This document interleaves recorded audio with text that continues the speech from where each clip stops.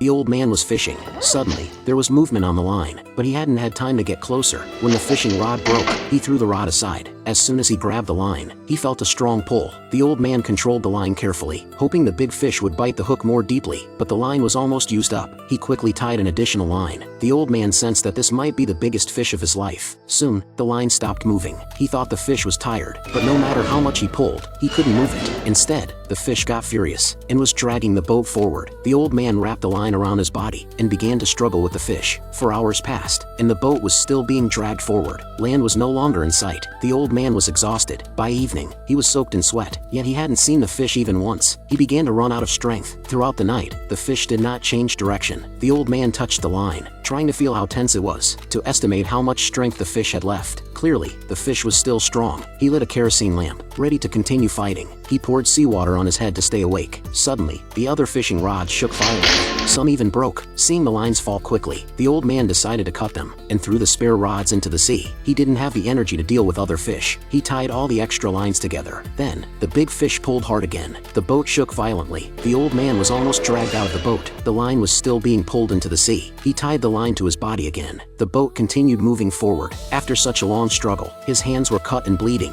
Ignoring the pain, he submerged them in seawater. The stinging helped him stay awake. After a few more hours, he noticed that the line's angle became horizontal. The old man knew the fish was rising. He slapped his thigh and grabbed the line again. Finally, the fish leaped out of the water. Incredible! The old man was astonished. It was a marlin bigger than his entire boat. Its back was now full of air, so it couldn't dive. Now he just had to wait for it to tire. But the fish was still strong and started struggling. The old man knew this was the final moment. He used all his remaining strength to slowly bring the fish closer. His hands were covered in blood. For the first time, he saw the fish clearly up close. It was enormous. At the critical moment, he pulled hard again, wrapped the line around his body, and looked at his torn hands. He had reached his limit. He continued using seawater to stay conscious. When he stood up, his vision was already blurred. The fish finally ran out of strength and floated on the surface. With his consciousness fading, the old man slowly dragged the fish toward the boat. This fish had taken him 2 whole days and nights. Then, relying on his years of experience at sea, he quickly found the way back home.